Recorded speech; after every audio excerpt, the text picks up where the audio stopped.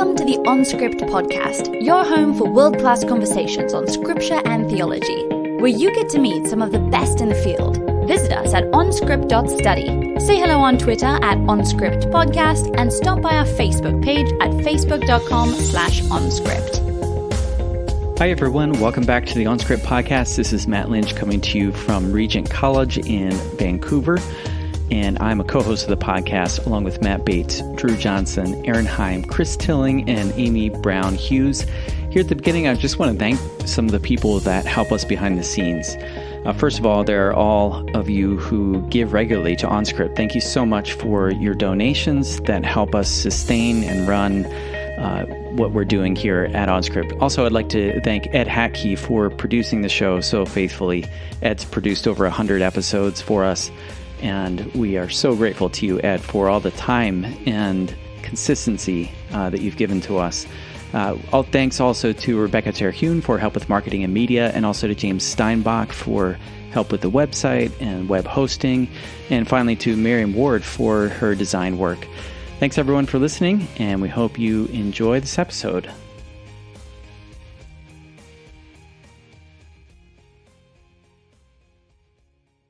Ultimately, Kevin Grasso says, the third view interpretation of the Christ faith is not merely a contender in the debate. It is the most linguistically plausible meaning of the phrase in light of pistis's range of meaning, the syntax of the pistis Christou phrase, and early interpretations of the phrase by native speakers of Koine. I have Kevin Grasso here with me today. We're going to be speaking about Kevin's article, A Linguistic Analysis of Pistis Christou, The Case for the Third View, in Journal for the Study of the New Testament, issue 43. This just is in 2020. Welcome to OnScript, Kevin. Thanks, Matt. It's great to be here. Now, Kevin, I don't ordinarily interview around articles, so this is a compliment to your work. Obviously, I think your article is especially important and that it holds potential to advance the field in a significant way. Let's jump into it. What is your central argument?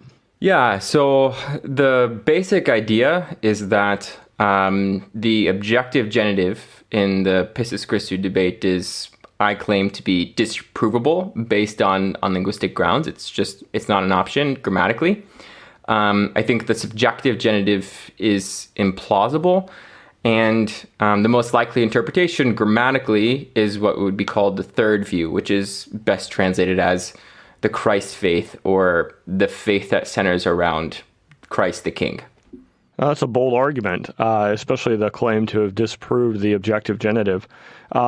And so let's start maybe by just a quick refresher for those who aren't steeped in this literature and in this debate. What do we even mean by these terms? What is the objective genitive? What is the subjective genitive? What might a third view be? Obviously, we're talking about the pistis Christou debate more broadly, and you might even lay the context for that. Yeah. So, the pistis Christou debate is about this phrase, pistis Christou, in several passages in Paul, and specifically how you take the genitive. So genitives, it's been noted, can be interpreted in a number of different ways.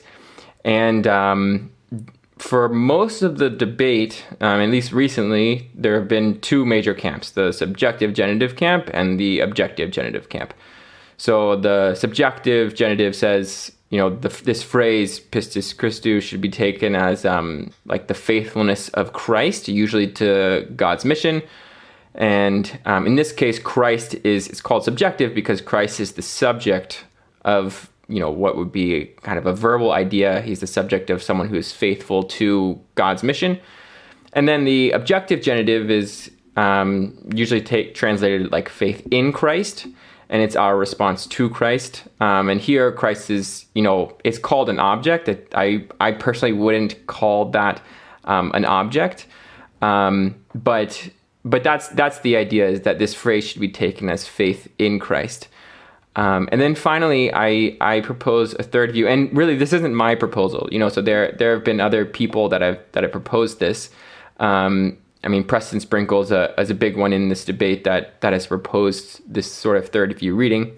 And the argument basically is that it just involves a different sense of the word pistис, in which what I say is, faith means a system of thought, of which Christ is the content. And it's closest in meaning to something in English like the Christian faith or the Islamic faith, some sort of, like system that you can adopt. Gotcha. And as you mentioned, there have been some other third view proponents, but nevertheless, maybe the best way to characterize the shape of the debate is that the objective genitive was traditional from the time before the Reformation through the Reformation, where it had come to be understood. Faith in Christ is what justifies us. The subjective view has been rising ever since the publication of Richard Hayes's monograph in the 1980s called The Faith of Jesus Christ. And in light of that, he argues for the subjective view. And then we have some more recent third view proposals, including the one by Preston Sprinkle and Benjamin Schleiser, probably some others as well, too, but I'd have to think back through my literature. And then we have your new contribution that's arguing in favor of this third way. Let me introduce Kevin a little more to you. Kevin Grosso is the founder of Biblingo, a software program to teach the biblical languages, and a PhD student at Hebrew University in the Hebrew Language Department, as well as an MA student in the Comparative Religion Department. He did his MA in linguistics with a focus in Bible translation from Dallas International University. He studies theoretical linguistics, particularly syntax and semantics, as well as contemporaneous literature with the scriptures. He lives in Jerusalem with his wife Rachel and his son Emmett, and in his spare time he enjoys playing basketball, hiking, hanging out with friends, Bible study, and he even tries to play the violin. Occasionally. Occasionally. And we were doing a little pregame discussion, and I guess you have a quite young family, right? Yep, 6 months. Wow, that's an intense phase. Yeah, so we just got teeth and all of that entails. Be fruitful, multiply, keep adding to that family. That's my advice to you. Kevin, one of the things that makes your attempt unique is that you argue that modern linguistics can significantly advance the debate, whereas it would seem, at least my reading of the field, would be that many other researchers have sort of given up hope that we can solve this in terms of any kind of linguistic arguments, and that we have to fall back on context solely. Why the general despair in our field, and what accounts for your optimism? Yeah, it's a good question. So I think one of the biggest things is that in this debate, it's been going back and forth for quite some time, and a lot of the arguments have just been repeated. More or less the same arguments, especially grammatical arguments. And I think in general, people haven't really dived into linguistics enough to see really what linguistic theory can say about these kinds of issues. This is, something about the field of biblical studies in general, is that linguistics is, I think it's, my view of it is that it's beginning to be taken more seriously as, a helpful tool to exegete texts, but it's still often treated as like, a kind of a side gig, right? As something that we read a few books on linguistics and it helps us, come to a better understanding of the text. But people in general haven't really dived into the literature and seen, what it might have to say about some of the more complex issues. Yeah, I think that's a fair analysis, especially on the exegetical level, that we might turn to linguistics for general theory of word meaning and of how sentences might contribute to meaning projects, right? But in terms of diving into the exegetical details and using it to clarify on a nitty-gritty exegetical level, I don't think as much work has been done in that direction. And I think from my vantage point, one place I've seen people, and I myself probably have despaired, is over sort of the attempt to maybe use prepositional theology to try to clarify Paul, right? As you're reading and you're like surely if we pay attention to all these prepositions, we can finally figure out exactly what's going on. And then you find that Paul's use of prepositions is not as systematic as you hoped it might be, and you end up sort of pulling out your hair, which is why I don't have any. Anyway, I thought actually your article was a hopeful note for me, because I think that you did some nice work on sort of nominals, noun systems, and showed that how that connects to verb systems and also to Paul's prepositional usages and certain kinds of patterns, at least around the word pistis, that seemed like they had a level of consistency that I hadn't seen before. And I found that to be interesting. Well, your most distinctive claim in your article is probably that the objective genitive is disallowed by grammar. So I want to kind of walk through that. And that would be that the traditional idea of pistis Christou is trust in Christ, right? That's excluded. Now, you do actually leave room for a non-traditional understanding of the objective genitive, and we can probably get into that a little bit more. But first then, what are some of the main reasons? Let's do this kind of in two parts. First, what are the main reasons folks give in support of the objective genitive? And then I'm going to follow up with a question about deverbal nouns, as that's central to your argument. But let's start with that. What are some of the main reasons folks give for supporting the objective genitive? Yeah, so this is an interesting question. So if you actually look at the literature, and so this is what I did. I went through all of the reasons you give, or the literature gives for supporting the objective, the subjective approach, and then obviously the third view.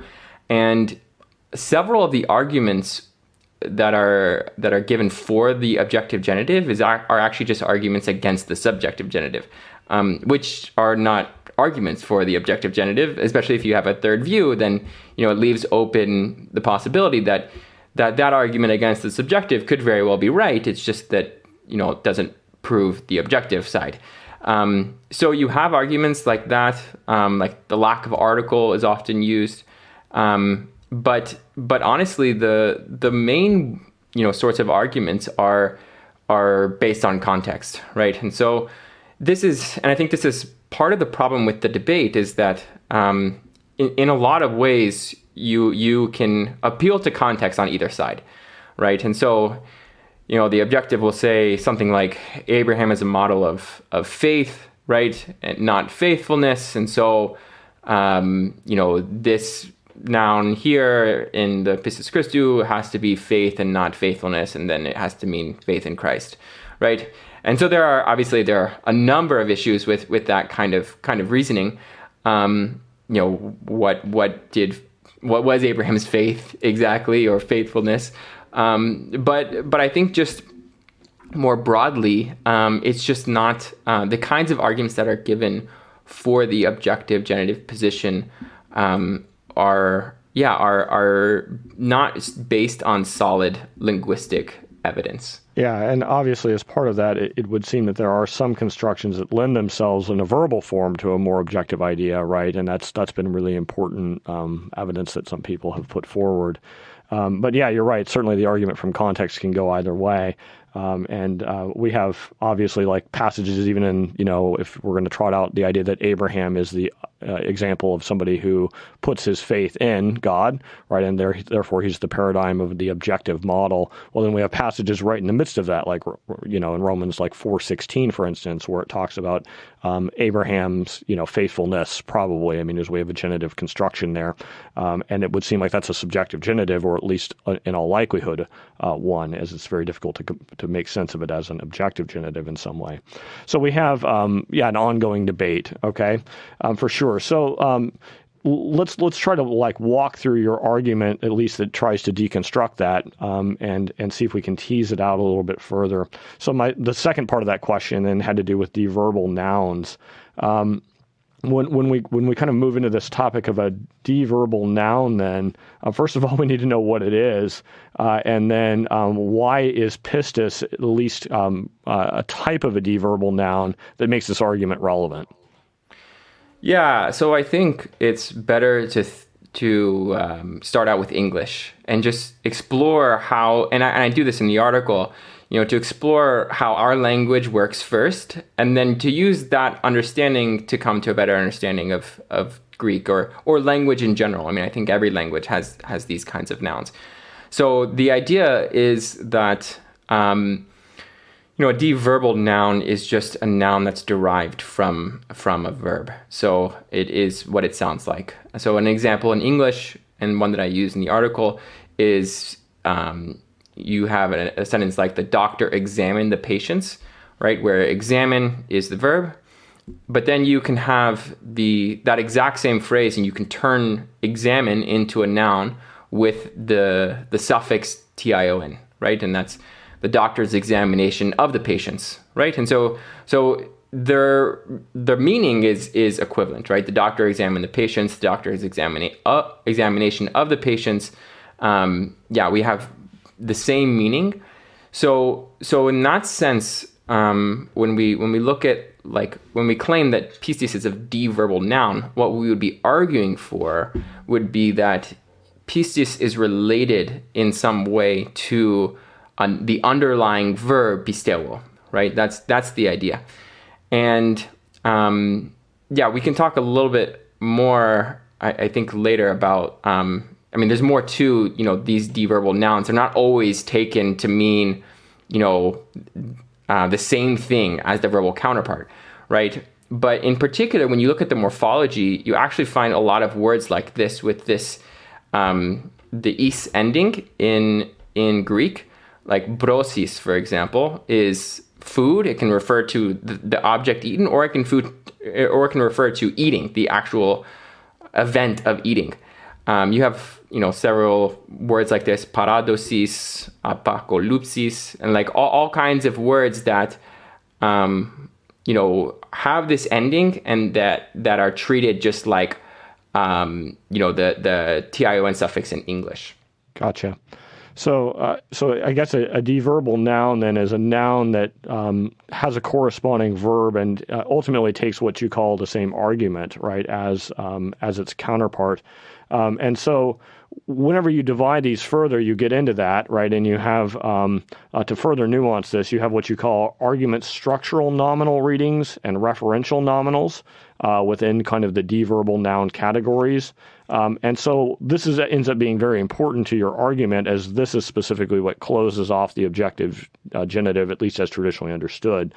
So what is the difference between those, between the argument structure nominal reading and the referential nominal? What are those? And then we'll maybe get into why that matters. Yeah, so first of all, these are readings. So they're not, it's not that pistис is either an argument structural nominal or a referential nominal. It's that they can have different readings. And again, think about it in English, right? The doctor's examination of the patient lasted 5 hours, right? We know that that's an argument structure nominal, and it's related to the verb because the arguments are still there, just like the verb, the doctor examined the patients, right? And we know it's an event because we can say something like lasted 5 hours, right? And so, but we also have, with something like examination, we can say, Sue's examination arrived in the mail, right? In which case the examination is referring to an object. And usually this object is something that's a result or a product of the action named by the verb, but not always, but it's related to the verbal idea in some way. So that's the basic difference between an argument structural nominal and a referential nominal, and the expectation for us when we come to pistис is that if it does have these readings, these argument structure readings, then most likely it will also have these referential readings as well. So it's important then to your overall argument that pistis only evidences this what we call argument structure nominal reading. This kind of the idea of belief of Christ to be true, right? That's important for your argument. So can you explain that result a little bit more, and then maybe just a little bit of your evidence? Obviously, you have a lot more evidence in the article, but that's your key result, right? So explain what that result means, I guess, and then maybe just a little tiny bit of the evidence. Yeah, so the idea is that when you look at the verb pisteuo, you have the kinds of arguments it takes with accusative case and with a hoti clause, for example, are things that you would believe to be true, right? And also dative case as well sometimes. And there's reasons why we have this sort of alternation, which I go into detail on, between the dative case and the accusative case. But the idea is just that an objective genitive, right, in this sense will mean what the verb means.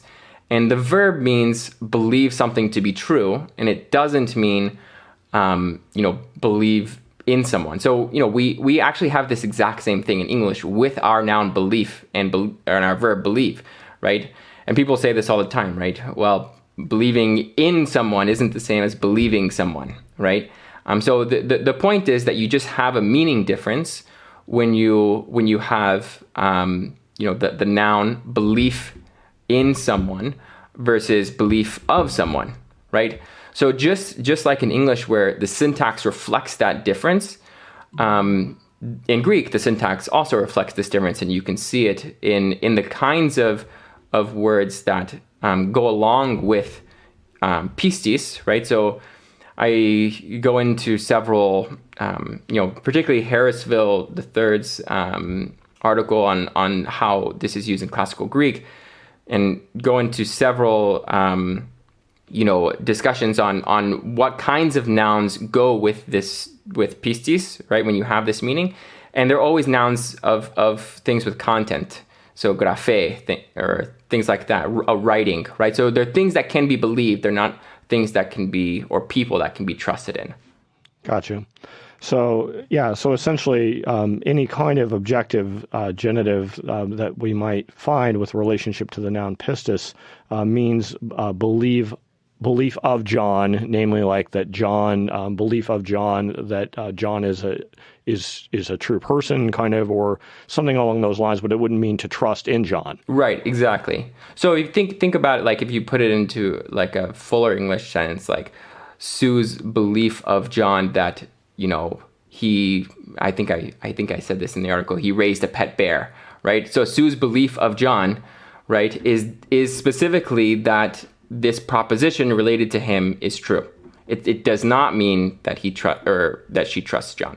And so you didn't find any example of any constructions at all that had the traditional like trust in Christ idea, right? Right, exactly. So, and this is the issue, right? That there have been claims that these exist, but if you actually look at all of the New Testament evidence, there's no unambiguous examples. And so when we are trying to decide what this, disputed passage means, we have to first find unambiguous examples like, okay, this clearly means trust him. We don't have any other option. But if we don't have those, then it's unlikely that, a case could be made in this particular context. Yeah. And I think that we probably both agree that 0 examples isn't very many. Right. That's pretty slender evidence for the objective view, and that's why I think you're making the case that your article has significantly undermined the objective view so much that it closes off that as a grammatical option.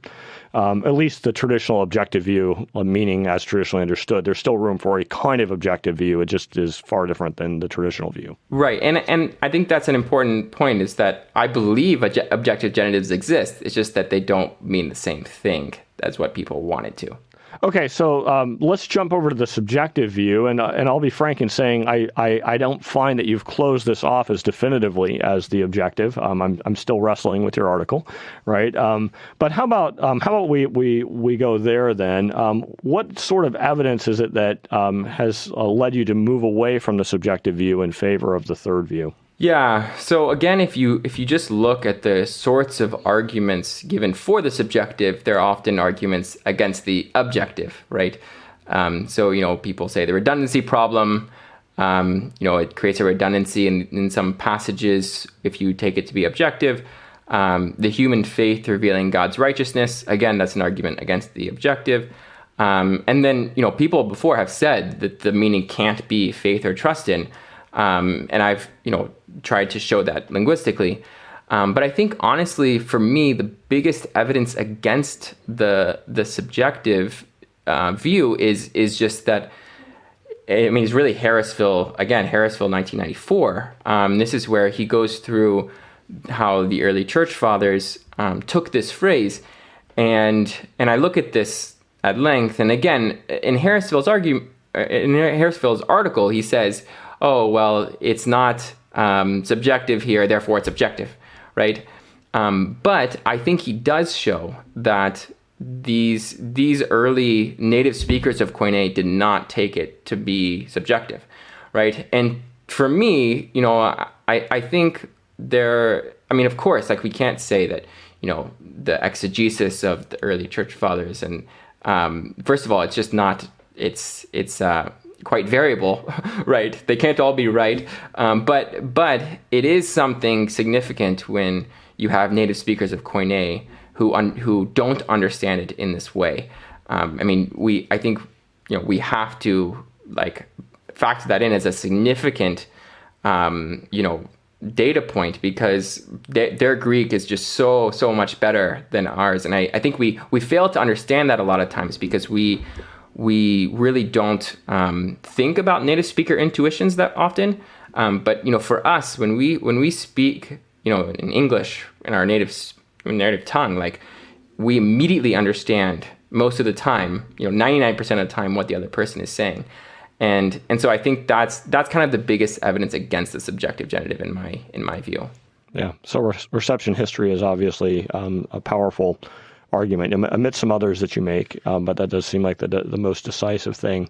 But certainly there is one of the things that is striking too is there is a limited amount of data in the fathers, right? That they don't talk about this phrase that often in such a way that we can get tons of critical control, which is unfortunate, as that would help if we did. Yeah. So, in terms of your own third view, we've mentioned it a number of times. Can you unpack it a little bit more so that we have some more precision of what we're talking about here whenever we say this is the third view you're advocating for, at least? Yeah. So this is something that I wasn't sure how the article would be received, but this is something that I got a lot more pushback on than I thought I would. Looking back, I can see why. But what I said in the article is that the noun pistís in this reading has an R nominal or a referential nominal reading, right? So it's not the argument structure, so it's not subjective or objective genitive, right? And it refers to what I called a system of thought. So this sort of system of thought is kind of the thing that I got some pushback on, and I knew when I was writing this that I didn't have the space to really argue for really everything that needed to be argued for in this phrase. But the basic idea is that it really does mean something close to the Christ faith and how you would understand that in English. Right? A faith, like a system of thought, can be preached, right? And it can be adopted, and it can be, life-altering, right? And so that's the basic idea. So I don't want to say that it, doesn't affect people's lives, right? But I do want to say that it is something that, can be distilled in a message, right? It can be something in many ways it's close to gospel, right? That something that can be adopted and that affects your life. Yeah. So, and I think some of the pushback would be over some sort of overly mental or cognitive understandings of pistis, right? That there's been a lot of recent work, especially pushing in that other direction. Nijay Gupta's work, my work, Teresa Morgan's work, Peter Oak's work, that have been pushing more in the direction of externalized ideas of faith. And I think it's reading you with care, it's clear that you're not trying to exclude those. As your idea of seeing this as a system of thought might suggest that it's mental, but I do think it's clear that you intend something that could involve practices. Maybe your choice of the phrase "system of thought" to summarize is the point of tension, right? As that's what people are going to grab onto, right? And front. Another thing that I guess is important to clarify, just for the sake of those who are listening and haven't read the article yet, or hopefully will read it soon, is that you're not doing a word study of pistis. So you're not really trying to argue that it can mean trust or loyalty or allegiance, or trying to nuance what pistis itself means, right? It's you do leave quite a bit of latitude for that. Maybe you could speak to that quickly. Do you have a position on that, or are you hoping to do more work in that direction? What are your thoughts? Yeah, absolutely. Some of this, I won't give you all of my thoughts because they're not developed enough. But I do think that one of the big things, and this is, if I were to write an article right now on what I think pistís means, one of the things that I would do would be to, again, coming from linguistics, think about or present pistís as a mental state, noun or verb, right? Or, pisteuo, right, is the verb. So one of the things that is important when we talk about this, so even something like allegiance, right, obviously is what, your position is on what this means. You be allegiant to, or you give allegiance to the king, right? So in linguistics, what you would say is that that represents a mental state. It doesn't represent a physical action, right, or a state of an object, which are really the three kind of like big categories of verb meanings. So it has to be. It's not like allegiance. You can't look at an act and say like, oh, that's allegiance. You can say, oh, that's an example, right? That's an example of allegiance playing itself out, right? But that act can look very, very different, right? In different circumstances. That's very, very different than a physical action like run, right? Where run, you look at it and you say, oh, okay, that person is running, right? And you don't have to know their intentions. You don't have to know anything about them other than how they are physically moving. So that's really that's kind of where I'm coming from with this whole system of thought idea is that, all of these words, faithfulness, right? Faith, like they all have, at the end of the day, they don't point to a physical action in the world. And that's not to say, right, of course, that these mental states don't affect physical actions. And I think that's kind of the issue, is that people have reacted against this, like, oh, it's just thinking, right? It's just thought. It's just something cognitive. But I think if you understand cognitive in a way that, it's a mental state that affects everything you do in life, right? It actually has much more potential to affect your life, right? This sort of mental state than simply, saying allegiance or loyalty or faithfulness is an action, right? It's not something we just do one time, right? It's a complete way of life that we would adopt.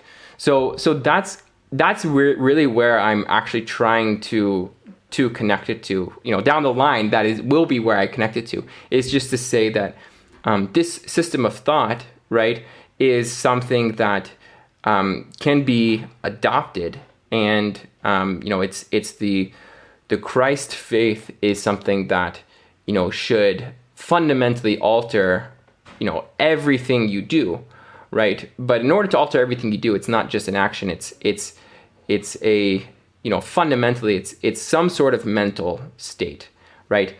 That affects our relationships. That affects everything. But it is it falls into that category linguistically. Yeah.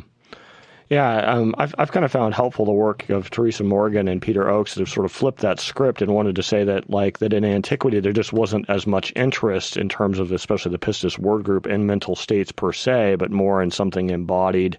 Not to say that it excluded mental states, right, but that it focused more on an externalization and that the mental states are secondary. They're presupposed, right? And Morgan actually, as she goes through this vast survey of pistis, she argues that it actually doesn't really represent a mental state, or very, very rarely. Obviously, the word pisteuo does, right? We have pisteuo hoti, I believe that, but the word pistis itself. So it's obviously some contested territory, right? As there's a lot of interesting work being done on pistis, So as we kind of begin to I have a couple wrap-up questions that I want for you, but I also want to just take the time to do something fun that will help us get to know you a little bit better. So you up for a speed round here? Sure. Okay, the speed round are just, more questions that, like, you don't defend the answer, you just give us your answer, and we get to learn a little bit more about you. So, how about this one? Are avocados the best food God created? No. No? No. What is the best food God created? Tacos. Tacos? Wow, that's a human hybrid. I don't know that we can say it's the best food God created. Tacos are awesome, though. So, is there intelligent life elsewhere in the universe, and if so, are they bovines? Yes and no. Yes, there is intelligent life. You don't think they're bovine in form? Probably not. Probably not. So Star Wars, yes, no, or may? Somewhere between yes and may. All right, react to this word. How does it make you feel? Nuclear. Scared? Scared. All right, you're worried about nuclear disasters. You got Chernobyl in your mind. Okay, but what about good, clean nuclear energy? I mean, how come that didn't come to mind? I don't know. When you're asking me so quickly, I don't really know why it's coming I know. to I mind. told you you're not supposed to defend your view, and then now here I am, like, making you defend it. Yeah. What's a good non-theology or book not related to biblical studies that you've read recently? Not related to biblical studies? Yeah, so you could do linguistics if you want to smuggle some academic stuff in. I don't know. Whatever you want, though. It could be a novel, anything. I've recently been reading some George MacDonald fiction. Oh, so George it's MacDonald. Just great literature. Gotcha.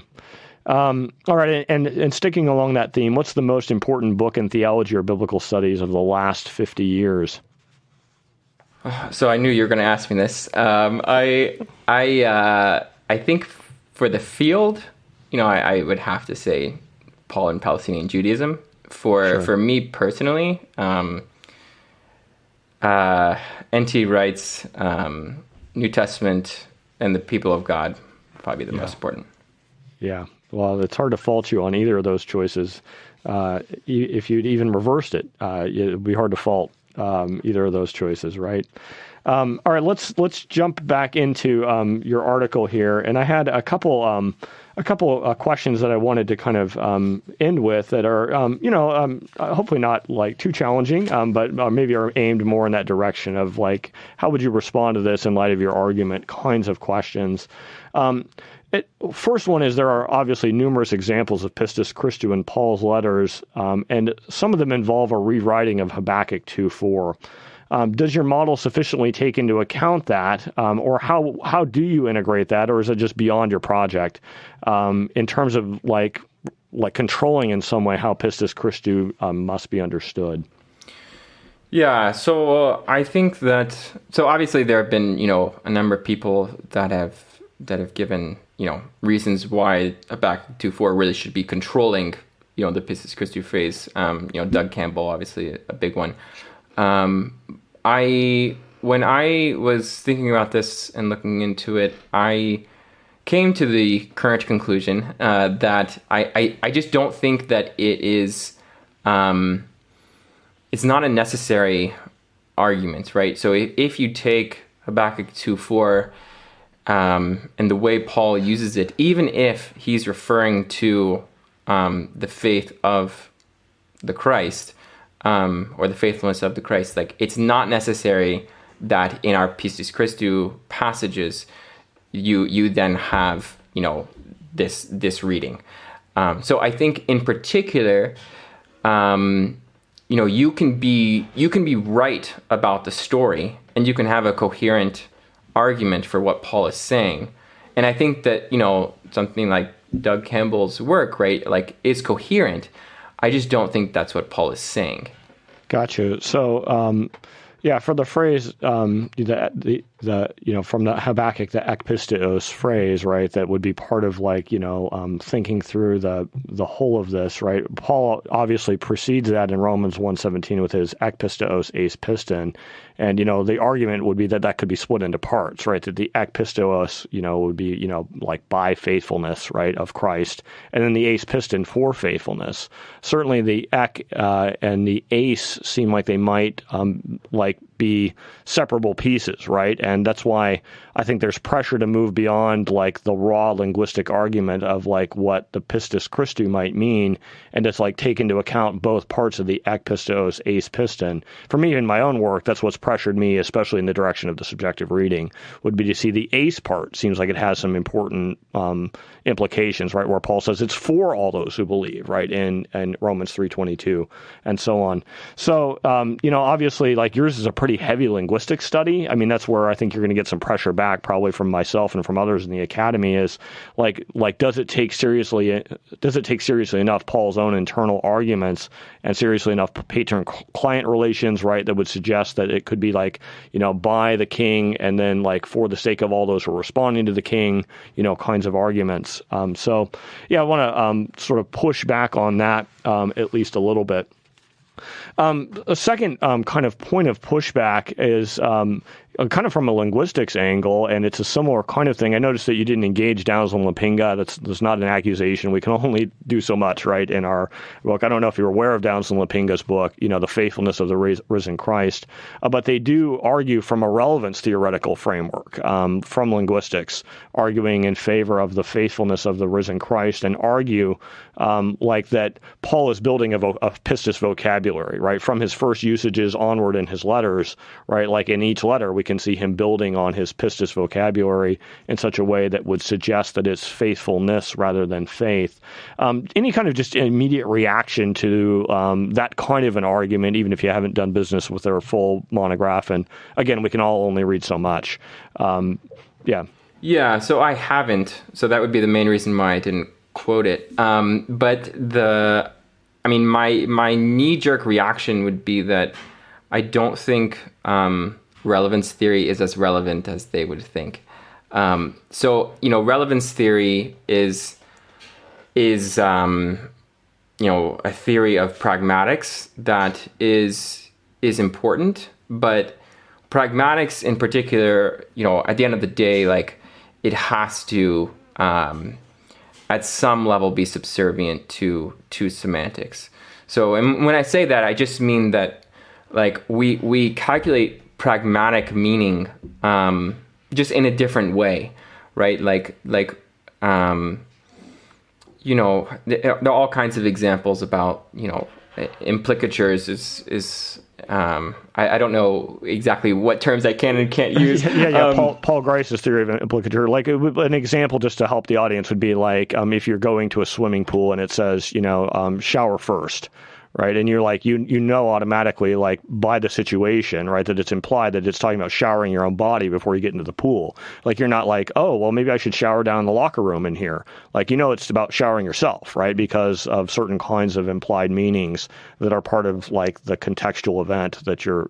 Is that a fair enough summary of? Yeah, exactly. And so I would just say that like, I think at the end of the day, like when you talk about what the meaning of a genitive is, like a ton of work has just been done on, genitives normally mean, their meaning is dependent on the meaning of the noun, right? So like you have to look at the semantic value of pistис in the phrase and how it's used in that context. And of course, relevance theory, like, can help you determine the context, but without having like looked at the work myself, I would just say I would be surprised if some of the arguments like for context weren't just repeated in the relevance theory garb, and maybe that's like totally unfair. I really don't know, but yeah, I mean honestly, that's something that I would want to look into. I still think that, when you're doing this kind of work, you have to look at syntax and semantics first. Sure. Yeah, and certainly they don't ignore such things, but I think they do show I would say maybe one of the things they certainly do would be strengthen Hayes's narratival claims or Campbell's narratival claims significantly by showing that it's a lot broader than we would think, that it involves not just Jesus' faithfulness in his death, but faithfulness as the resurrected Christ who is at the right hand of the Father on our behalf. So you'll have to check it out and see what you think about the further arguments they've offered there in their excellent book. All right, but actually your kind of comments there actually lead into my final point, and that would be concerns like over is at the end of the day the third way more than simply a claim like genitives are qualitative or genitives are descriptive, right? It's kind of a floppy umbrella, right? When you just say, well, it's a relational term, right? Like we're talking about the Christ faith or the faith of the Christ, right? Like if we reduce it to like the Christ faith as like sort of an adjectival descriptor, like it seems like you've opened up so much room that it's such a floppy sombrero. Obviously, you can kind of bring in anything to it, and you're actually congenial to that as best I read you. Like you're congenial to saying, well, it's not technically a subjective genitive, right? Technically, it's a third way. It's what we might call this R, this R nominal reading, right? But you're at the same time wanting to say that it nevertheless could be faithful to the idea that this is about the faithfulness of Christ, right? How do you respond to that, I guess, concern that this is such a floppy category that it doesn't really do anything beyond, say, genitives or genitives? Yeah.